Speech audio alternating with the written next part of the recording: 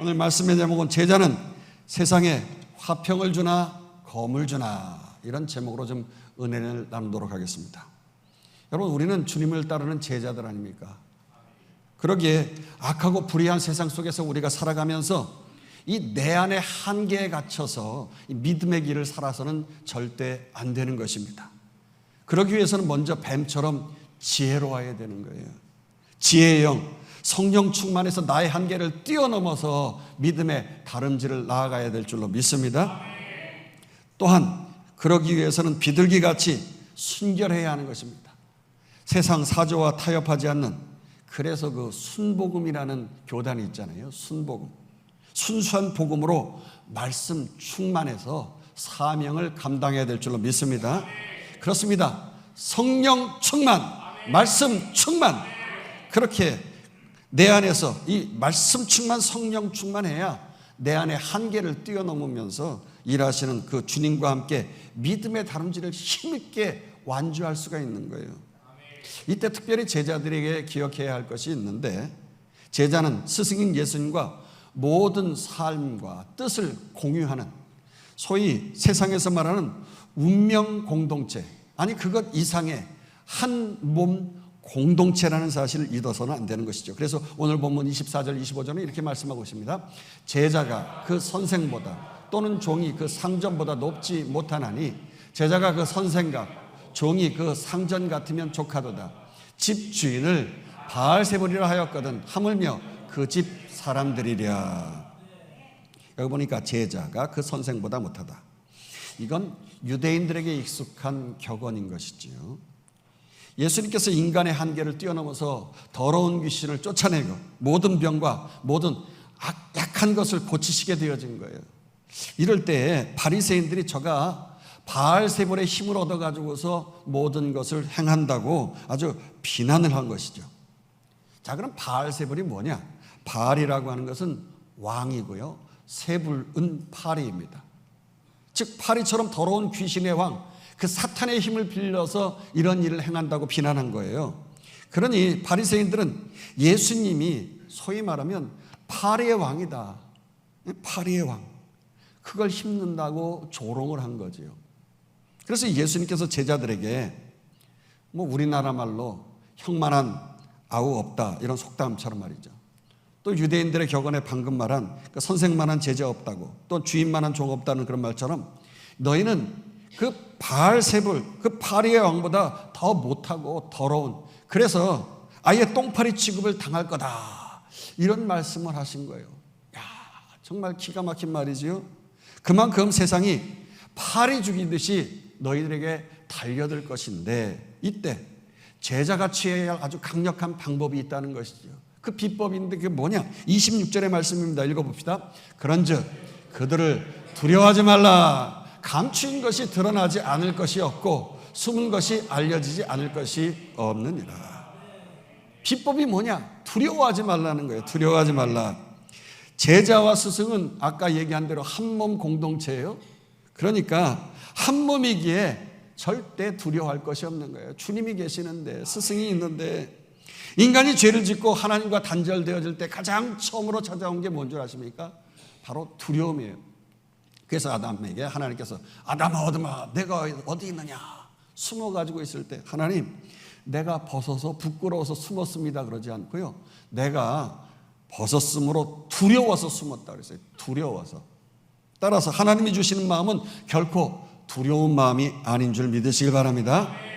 하나님과 우리가 그 의로운 관계, 그 디카이오스의 그 아름다운 관계가 깨어졌을 때에 그 사이를 삐짓고 들어오는 것이 사탄이 주는 두려운 마음인 것이죠. 그걸 알면서 우리가 해야 할 일은 그저 예수의 이름으로 물리치시길 축원합니다. 그래서 감추인 것이 드러나지 않을 것이 없다고, 누가 정말 더러운 똥파리인지 그때는 다 드러나는 것인데요. 바리새인들 어떻습니까? 겉으로는 의인인 양 말이죠. 그렇게 외식을 떨었어요. 지금 멋모르고 천국 복음을 전하는 예수님을 비난합니다마는 보석이 그 진가를 발휘할 때가 드러나게 되어지면 얼마나 아름답고 반짝반짝하게 되어져요. 마찬가지로 주님이 전하시는 천국 복음이 얼마나 귀한 진리인지 더 널리 전파되어지는 그 귀한 날을 우리 주님이 바라보시면서 그들의 비난을 감수하신 거죠. 특별히 저들은 지금 성령의 권능으로 능력을 행하시는 예수님을 비난하면서 말이죠, 성경에서 유일한 용서받지 못할, 유일하게 용서받지 못할 성령을 회방하는 죄, 이 성령 회방죄, 이 엄청난 죄를 저지른 거예요. 결코 이것은 지옥의 형벌을 면할 수가 없는 것인데 말이죠, 그들이 그런 죄를 저지른 거죠. 따라서 잠시 잠깐 너희의 몸만 상하게 하는 저들을 결코 두려워하지 말고 그 어지러운 세상 중에서 기쁜 소리, 천국의 복음을 아주 라우드 앤 클리어하게, 선명하게 모두가 듣고 그 집 위에 올라가서 힘있게 전파하라, 이렇게 말씀하셨어요. 그래서 27절 28절 이렇게 말씀합니다. 내가 너희에게 어두운 데서 이르는 것은 광명한 데서 말하며 너희가 귓속말로 듣는 것을 집 위에서 전파하라. 몸은 죽여도 영혼은 능히 죽이지 못하는 자들을 두려워하지 말고 오직 몸과 영혼을 능히 지옥에 멸하실 수 있는 일을 두려워하라. 할렐루야. 여러분, 전투기 조종사들은요, 적의 미사일 기지, 어떤 공격 타겟을 가지고 나아갈 때 동서남북 그리고 아래 위로 하늘에 떠 있기 때문에 제대로 분간이 안 되는 거죠. 물론 레이더로 나아가지만 아주 음속을 돌파하면서 고속으로 막 날아다니기 때문에 이거 더군다나 절대 실수할 수는 없는 거 아니겠어요. 따라서 이때 아주 중요한 게 이 컨트롤 타워와 무선 교신을 잘 해야 되는 것이죠. 그런데 전투기가 얼마나 시끄럽습니까? 엔진 소리에다가 뭐 사격 소리, 함성 소리, 이런 어지러운 상황 속에서도 그 무전 용어가 바로 loud and clear, roger that 뭐 이러면서 이렇게 무전 용어가 매우 중요한 거예요. 명확하고 아주 클리어하게 상대방의 무전 교신을 해서 정보를 받고 또한 그 정보를 정확하게 받았습니다 하면서 다시 또 알려주는 거죠. 그럴 때에 적을 분명하게 추격할 수 있고 고도를 낮추고 또 레이더 기지에서 레이더 쏘는 것이 어디에서 어떻게 깔려 있는지 정확하게 피해서 가면서 확인을 해가지고 마지막에 그 타겟을 딱 공격해서 승리할 수가 있는 거예요. 마찬가지입니다. 지금까지 우리 주님은 아직 십자가의 때가 되지 않으셨기 때문에 본격적으로 너무 사람들에게 막 칭송을 받으시기 때문에 그걸 원치를 않으시고 피하시면서 소극적으로 복음을 전파하셨어요. 그러나 이제 제자들에게 있어서는 너희들은 다르다는 거지요. 그렇게 은밀하게 전하는 게 아니라는 거죠. 아예 팔레스틴 지붕 위에는 평평하고 높게 되어 있기 때문에 이 사막 지역이기 때문에 평지인데 이 사막 위에 지붕에 올라가서 라우드 앤 클리어 하면서 말이죠, 소리를 아주 분명하고 확실하게 사람들이, 세상 사람들이 들을 수 있도록 그렇게 천국 복음을 외치라고 말씀하신 거예요. 그러면서 그 소리를 듣느냐 마느냐에 따라서 사람들의 생사가 걸리는 것이기 때문에 매우 중요하다는 것이죠. 여러분 어떻습니까? 여러분의 자녀들, 아내나 남편들, 부모님들 정말 생사가 갈리는데 듣든지 말든지 그냥 대충 소극적으로 이런 말 해서 되겠느냐 하는 거예요. 바로 이 무전 용어처럼 말이에요. loud and clear 하면서 복음을 전할 때 비록 가족이기 때문에 너 죽여 그러면서 뭐 죽인다고 이렇게 달려든다고 말은 하지만 좀 시끄럽다고 소리 지르고 좀 불편하고 뭐 그렇게 대화가 오고 갈 수는 있겠지만 여러분 아무리 세상 나라가 죽이겠다고 달려든다고 해도 어지러운 세상 속에서 생명을 살리는 이 천국 복음만큼은 우리는 loud and clear 하면서 외쳐야 할 줄로 믿습니다. 악한 마귀 제 아무리 강할지라도 우리 머리털 하나도 못 건드린다고 믿고 다시 한번 말하지만 두려워하면 안 되는 거예요. 할렐루야. 그러면서 복음을 전파하십니다. 29절에서 31절 보십시다. 잠새 두 마리가 한 아사리온에 팔리지 않느냐. 그러나 너희 아버지께서 허락하지 아니하시면 그 하나도 땅에 떨어지지 아니하리라. 너희에게는 머리털까지 다 세신 바 되었나니 두려워하지 말라. 너희는 많은 참새보다 귀하니라. 오늘 본문에 계속해서 두려워하지 말라 이것을 말씀을 하고 있는데 26절, 28절, 31절에 보니까 이게 3세 번 계속 두려워하지 말라고 말씀하고 있어요. 삼세판이라고 그러잖아요. 결국 그만큼 아주 끝까지 한번 해보라는 거예요. 두려워하지 말라는 거예요. 그때나 지금이나 해외를 어딜 가도 흔하게 날아다니는 새가 뭡니까? 참새 아닙니까? 그 정도로 하찮은 날짐승인데 하나님의 섭리하심과 돌보심 가운데 그들이 먹고 마시면서 살아간다는 거죠.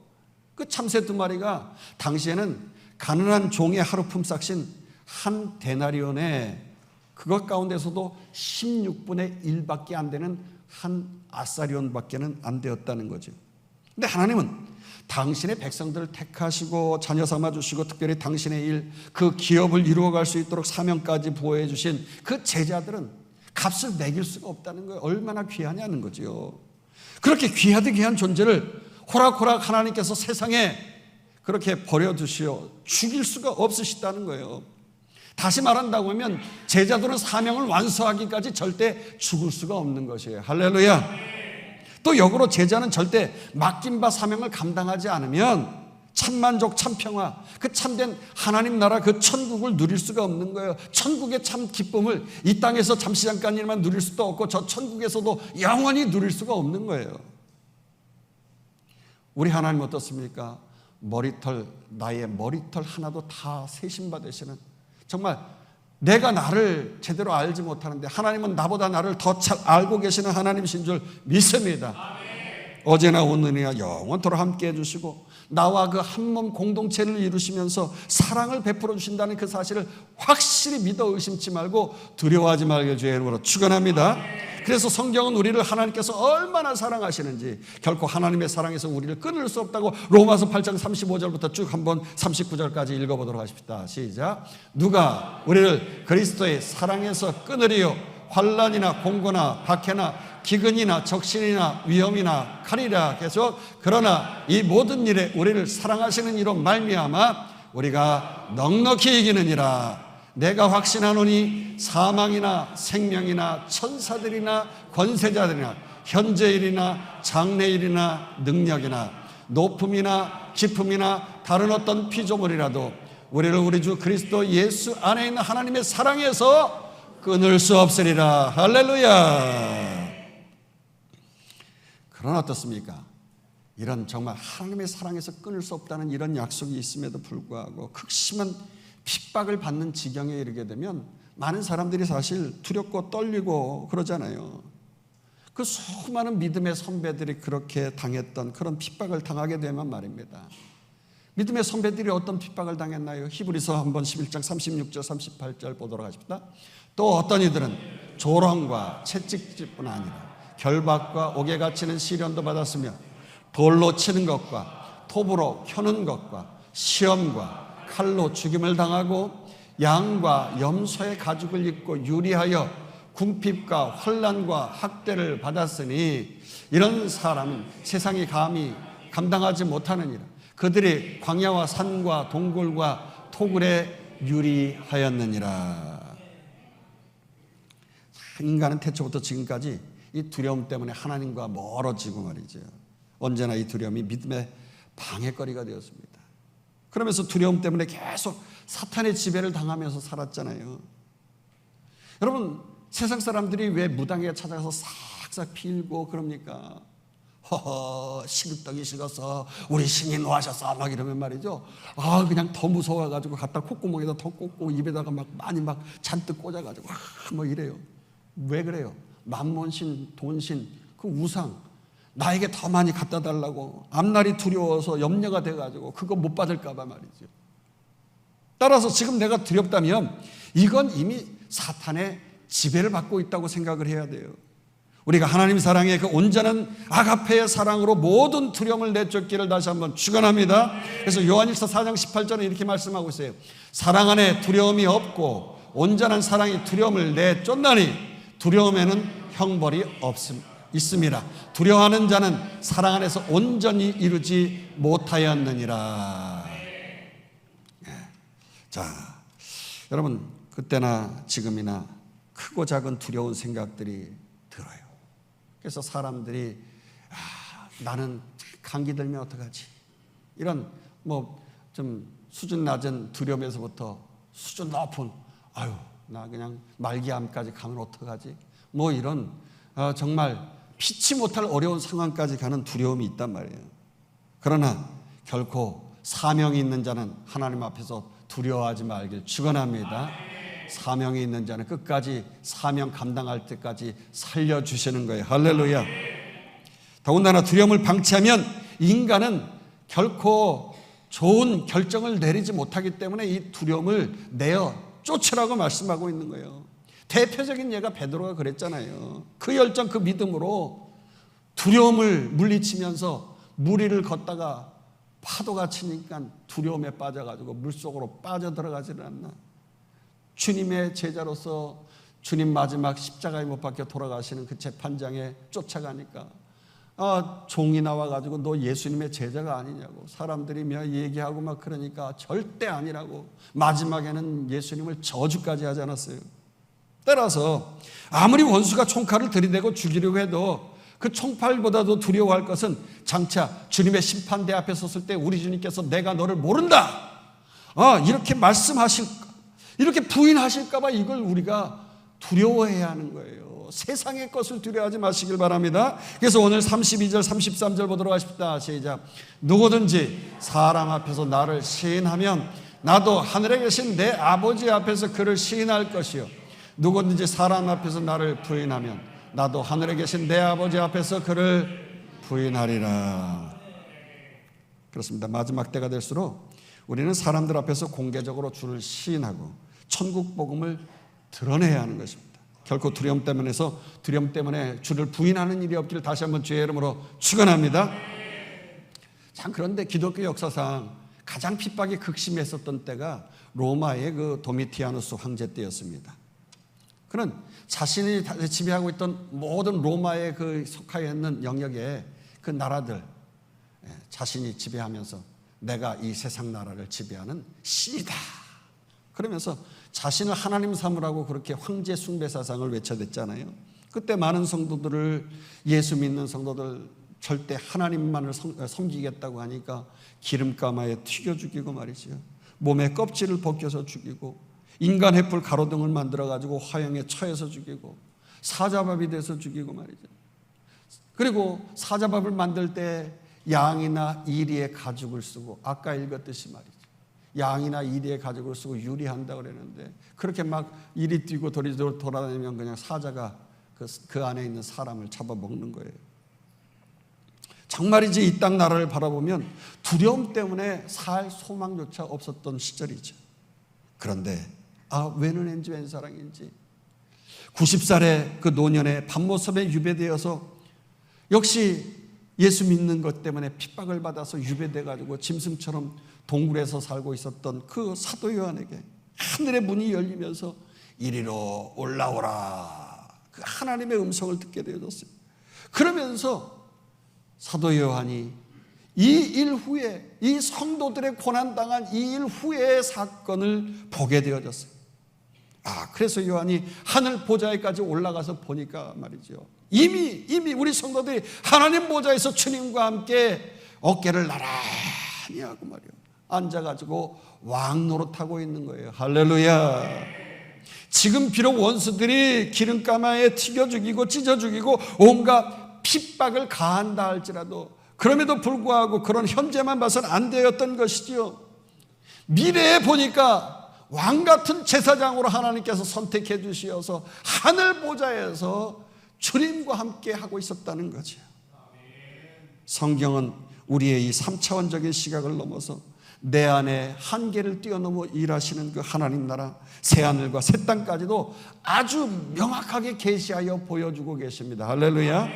그러므로 우리는 이미 승리한 거예요. 결과를 알기 때문에 결론은 우리가 승리한 것이기 때문에 비록 이 땅에서 좌절하고 낭망할 일이 있을지라도 믿음에 상급받고 주님과 영원토록 왕노릇하며 통치하고 다스리는 승리의 인생이 우리에게 주어진 줄로 믿습니다.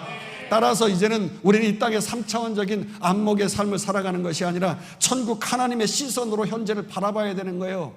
소위 말하자고 하면 하나님께서 나를 타임머신을 타고 저 미래에 가서 보게 했는데 저 미국 땅에 내가 대통령이 되어 있는 거예요.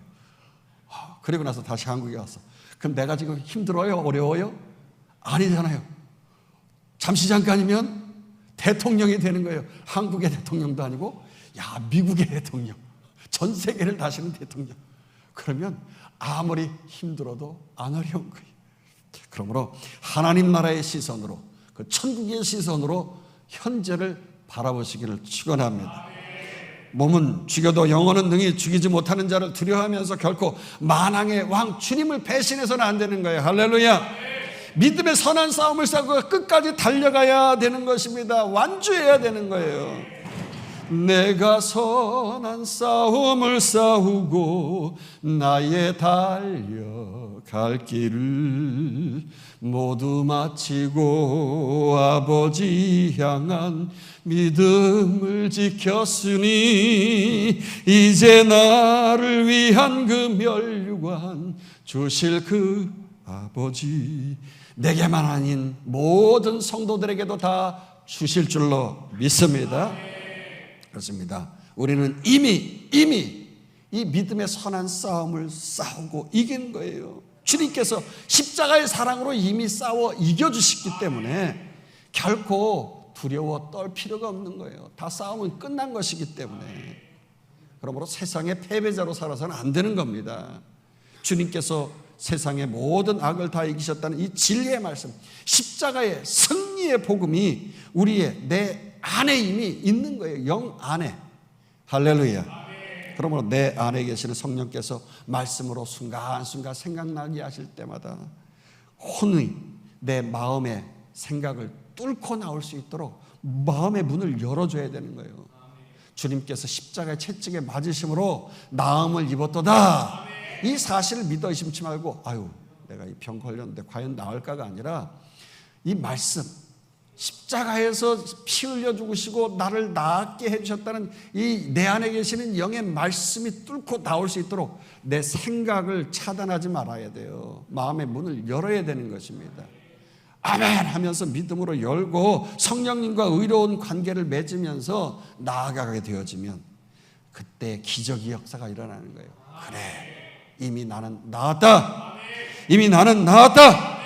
하나님을 찬양하고 시인하고 고백하고 모든 질병에서 구원받았음을 믿음으로 고백하면 그 고백한 대로 승리할 줄로 믿습니다. 그래요. 우리의 모든 영역 속에서, 삶의 영역 속에서 이 말씀이 풀어져 나올 때에 현장에서 승리가 있는 것이에요.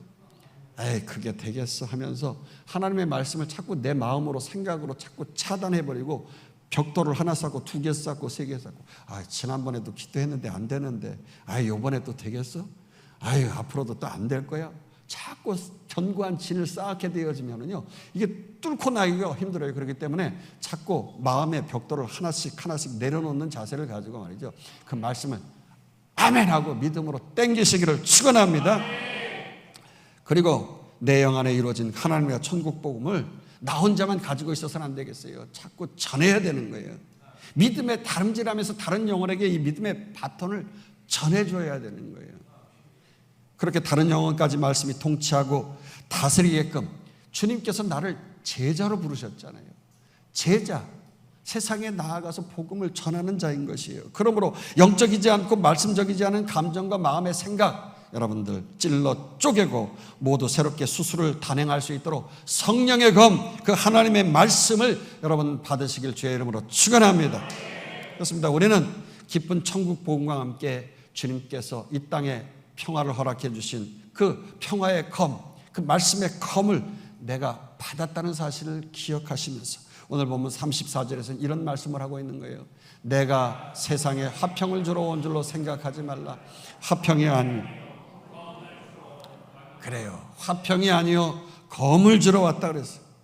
사탄이 통치하고 지배하는 세상, 이 하나님 말씀이 통치하고 다스리는 나라는요, 이게 결코 하나가 될 수가 없는 거예요. 사탄과 어떻게 하나님이 하나가 될 수 있겠어요? 사탄의 뜻과 하나님의 뜻이 전혀 다른데, 극과 극인데 어떻게 짝하며 이 불의한 세상에서 우리가 살아갈 수 있겠습니까? 따라서 우리는 의의 병기를 가지고 세상에서 육신의 피를 나는 나의 가장 가까운 가족에게 먼저 가가지고 저들을 육신의 생각 꽉 채우고 있는 그 생각을 성령의 검으로 말이죠, 찔러 쪼개야 되는 거예요. 그래서 육신의 정욕, 안목의 정욕, 이생의 자랑을 이 성령의 칼로 집도해서 수술해내야 되는 거예요. 영적 수술을 단행해가지고 하나님 나라 천국을 그 안에 그들 속에도 그 말씀 성령을 집어넣어줘야 될 줄로 믿습니다. 그래서 35절에서 36절 보도록 하십니다. 내가 온 것은 사람이 그 아버지와 딸이 어머니와 며느리가 시어머니와 불화하게 하려 하매니 사람의 원수가 자기 집안 식구리라. 여기서 아들이 아버지와 딸이 어머니와 며느리가 시어머니와 불화하게 한다니까는 뭐 집안 식구를 원수처럼 여겨가지고서 무턱대고 선악간에 지적질하고 찌르고 자르고 막 그래가지고 칼부림해서 가정을 아주 뭐 풍비박산되라 그런 말이 아니에요.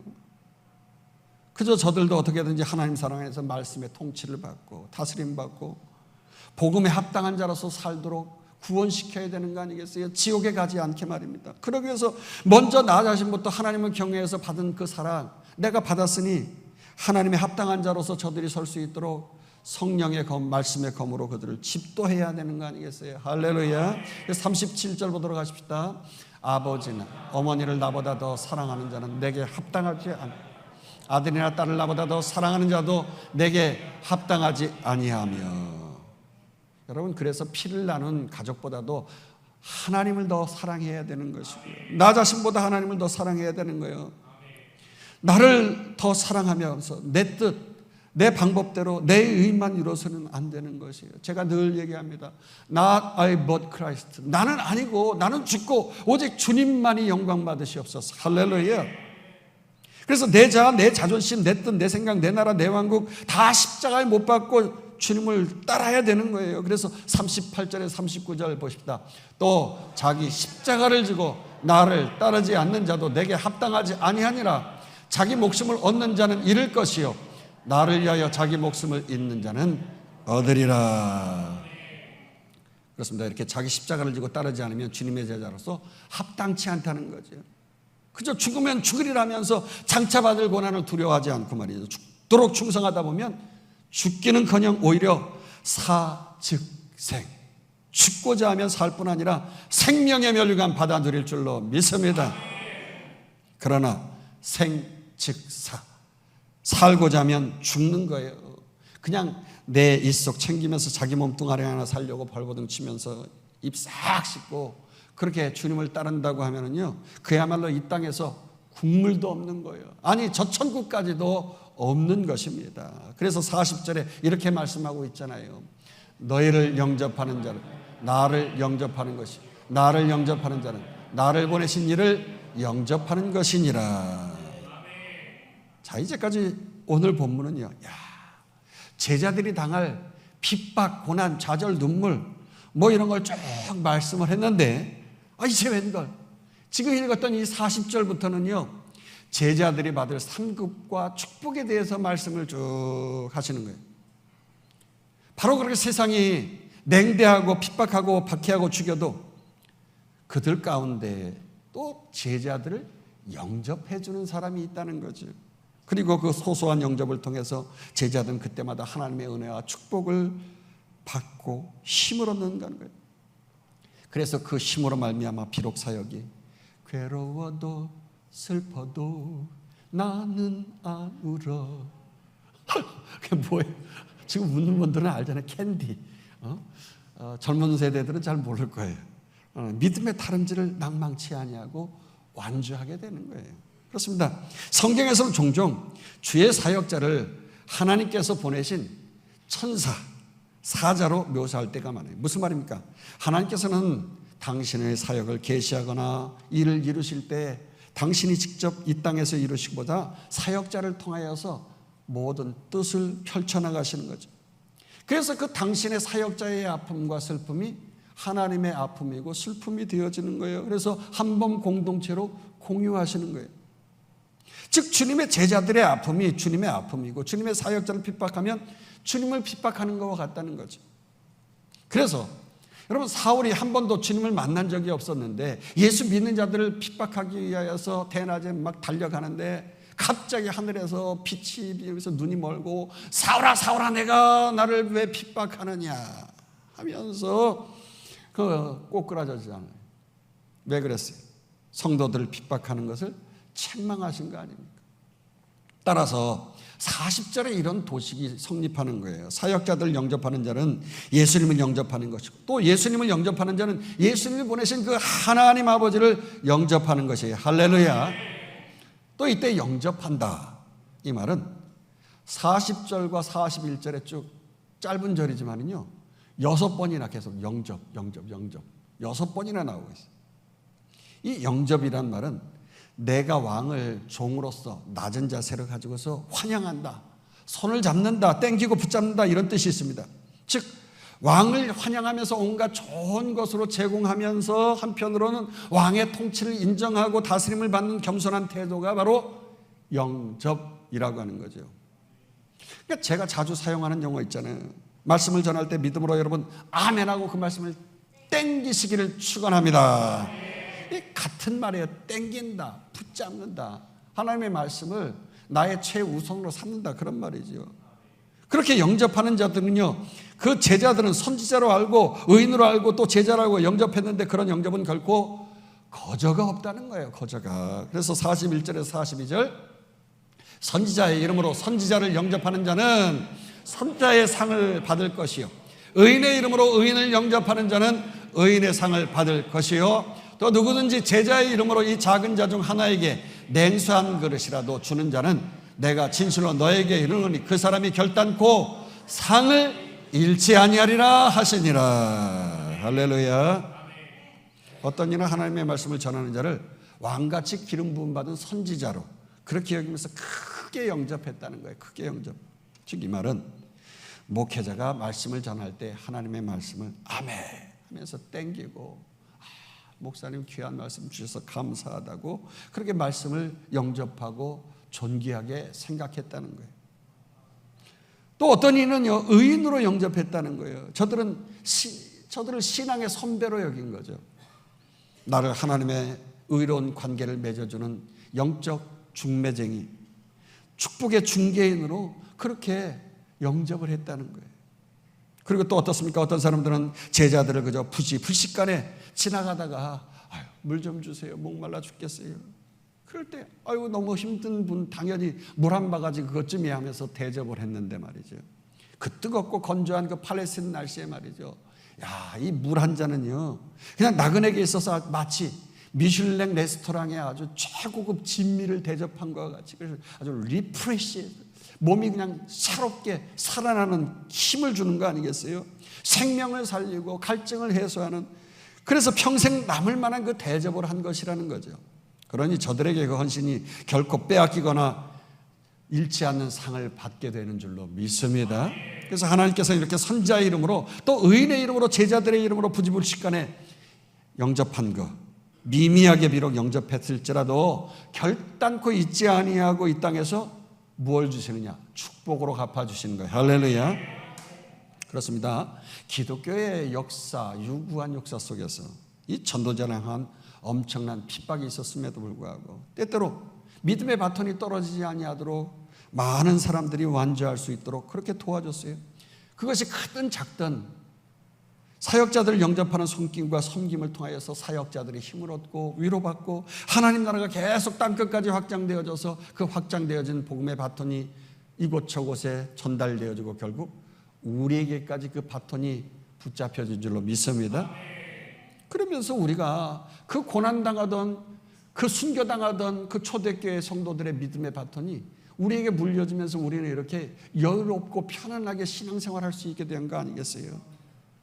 참 구약에 어떻습니까? 엘리야와 엘리사가 그 곤고한 사역 가운데 사렙다 과부와 수넴 여인에게 찾아갔을 때 그들이 먹고 마실 게 없었는데도 마지막 먹고 죽겠다고 하면서도 그래도 하나님의 일꾼인 줄로 알고 음식을 대접했더니 말이지 힘을 얻었어요. 그것 먹고.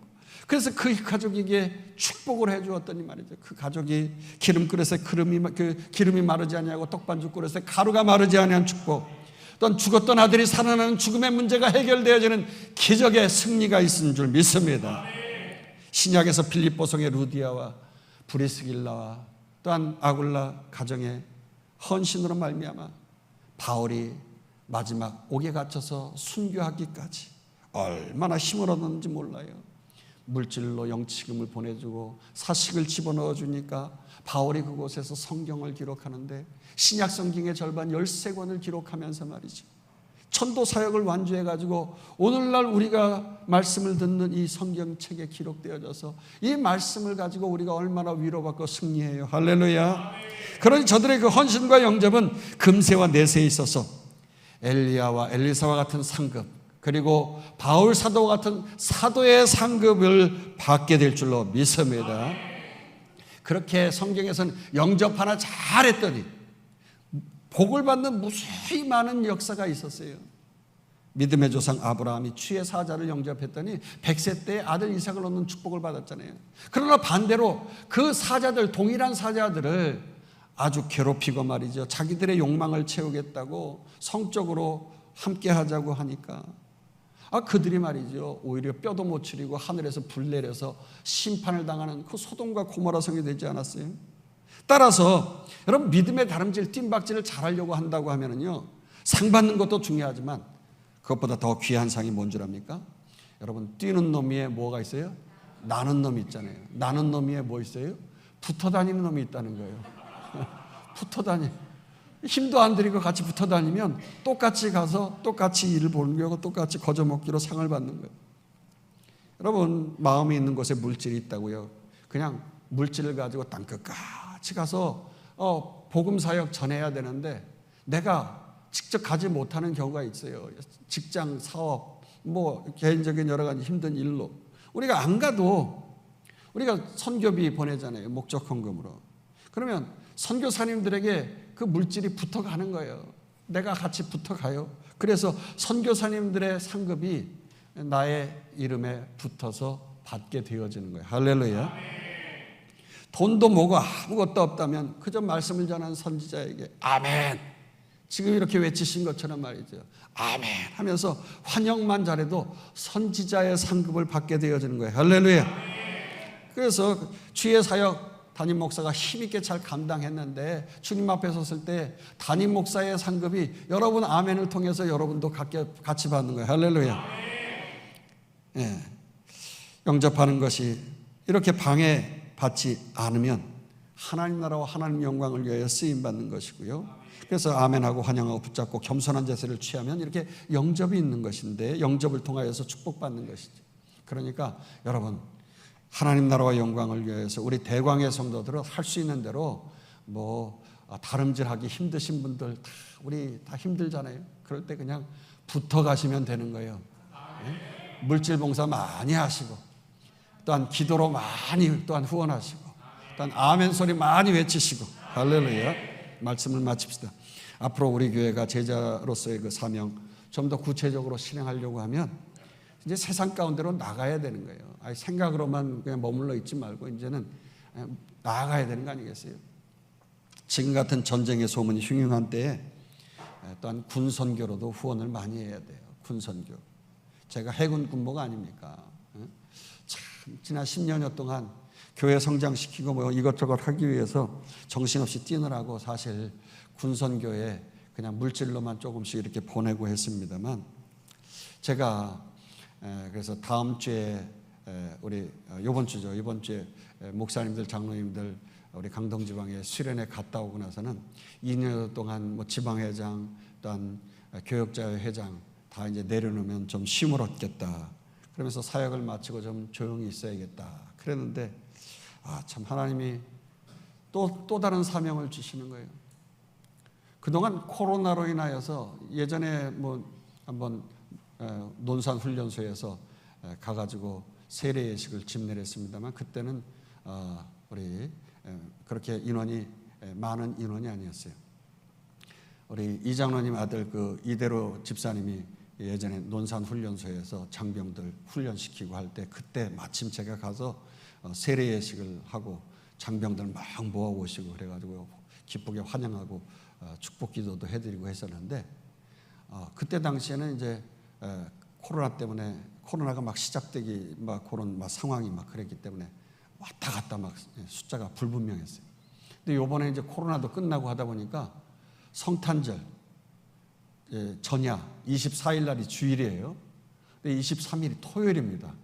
그날 이 논산 훈련소에서 말이죠. 3,000명을 지금 세례를 해야 돼요. 3,000명. 세례대를 40개를 쫙 놓고, 우리 교회는 세례하고 임직식 할 때 2개 이렇게 양쪽으로 놓고 하잖아요.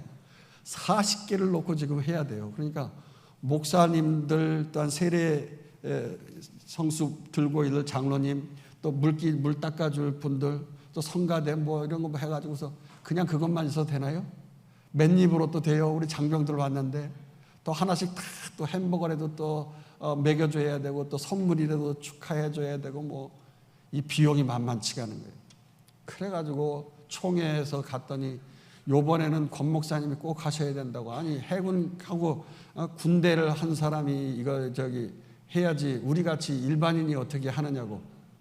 이게 막 지금 난리가 계속해서 매해마다 계속 하라는 거예요. 나는 못한다고. 지금 우리 교회가 너무 좀 그러니까 내 교회 지금 성장시키는 게 급하고, 그러니까 저는 뒤로 그냥 이렇게 미루면서, 또 뿐만 아니라 그거 하려면 맨입으로 안 되잖아요. 그러니까 또 이게 씀씀이도 커야 되고, 뭐 이런저런 여러 가지 것 때문에. 그래서 제가 못합니다. 알아서 하세요. 그냥 알아서. 그래가지고 겨우 그냥 큰 교회 신길교회 목사님 등 떠밀어서 요번에 위원장으로 앉히고, 저는 그냥 소위원회에서 이제 위원으로 회의하면서 이제 도와드리고 그러고 있어요. 사실 젊은이들이 어떻습니까? 두려운 전쟁터에 나갈 때 믿음으로 나가야 되지 않아요? 그래야 승리하는 거 아니겠어요? 할렐루야. 그냥 맨 정신으로 어떻게 가서 그거 싸워서 승리하겠어요? 하나님 앞에서 믿음의 군사로, 믿음으로, 말씀으로 먹여주고 입혀주면서 승리하라고 선포해야 그들이 승리하는 거 아니겠어요? 저 자신도 그래요. 하나님 나라의 확장과 승리를 위해서 하나님 나 그 상부에 탑니다. 뭐 빼고 자시고가 없어요. 그냥 아멘하고 영접하고 환영한 거예요. 여러분, 그러니까 여러분들이 그저 논산까지 안 가더라도요, 기도와 물질로 후원하면서 정 없으시면 말이죠, 목사님 그냥 맨날 왜 그렇게 그런 데만 다니느냐고 방해만 안 해도 영접하는 거예요. 물론 그렇게 하시는 분이 없으시지만 말이죠. 예? 나는 놈 위에 붙어 다니는 놈 있다고. 여러분들이 그냥 물질 후원하고 기도로 후원하고 아멘 하면서 붙어만 있어도 여러분이 논산훈련소의 장병들 후원하면 하나님께서 같은 상급을 주시는 거예요. 할렐루야. 사실 그냥 이렇게 여러 가지 나이가 지금 이제 중년이 이제 이렇게 지나다 보니까 교단에서도 이제 제가 어른이 됐어요. 우리 지방에서도 이제는 어른이 됐어요.